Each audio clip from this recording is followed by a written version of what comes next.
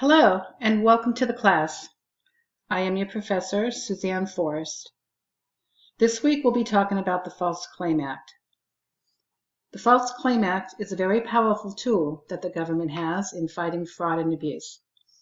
It was enacted in the Civil War time in 1863. At that time, the government used a lot of private contractors, and the contractors took advantage of the government. For example, they sold sawdust instead of gunpowder, and they sold sand instead of sugar, and they even sold boots made of cardboard. President Lincoln then declared that to be a false claim against the government, and therefore today you might hear it being referred to as Lincoln's Law.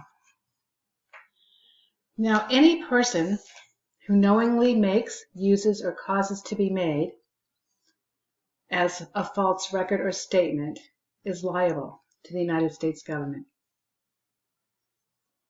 In fiscal year 2007 alone, the United States government recovered over $2 billion in settlements in fraudulent cases, and over $1.5 billion was in healthcare fraud alone.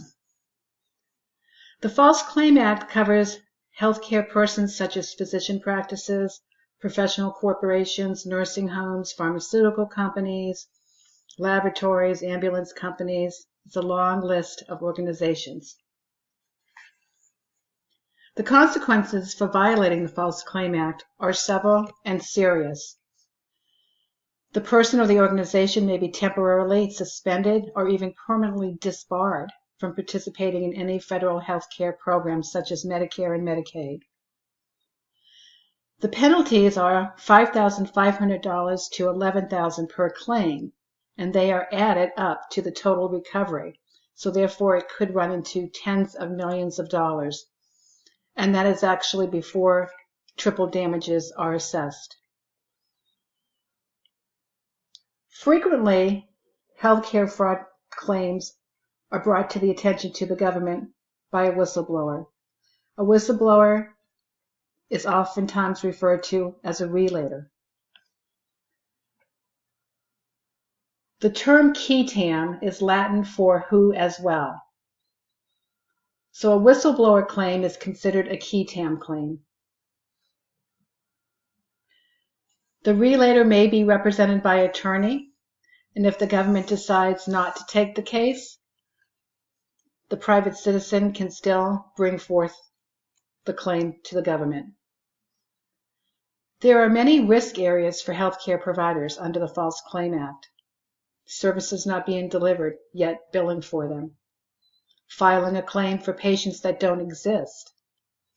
Violating the anti-kickback law, which prohibits an offer, payment, solicitation, or receipt of money or property in exchange for referrals. Billing for services that are not medically necessary. Upcoding of claims. So billing for more than one CPT code, as an example, when there is one comprehensive CPT code to describe the service or the procedure. There's also inflation of drug prices, illegal kickbacks. All of those are considered false claims. The purpose of a compliance program is to help mitigate some of the false claims. And there are some basic principles under a compliance program.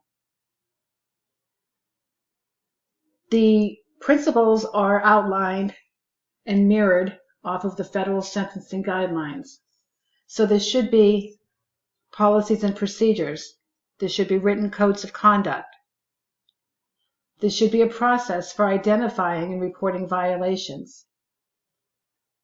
Under a compliance program, there should be a mechanism for auditing and monitoring the system. The organization or the provider should be able to investigate issues and correct system problems that emerge. There needs to be ongoing education and training. There needs to be a designation of a compliance officer. There needs to be a process for identifying and reporting those violations. So under the False Claim Act, providers are liable and they need to have strong processes in place in order to prevent a false claim from coming to the surface. So this week, what I'd like you to do is go through the PowerPoints and take a look at the web links. I have provided for you examples of compliance programs for hospitals as well as other organizations. Participate in the discussion board and take the quiz by Sunday night. But in the meantime, if you have any questions, don't hesitate to give me a call or send me an email. Thank you.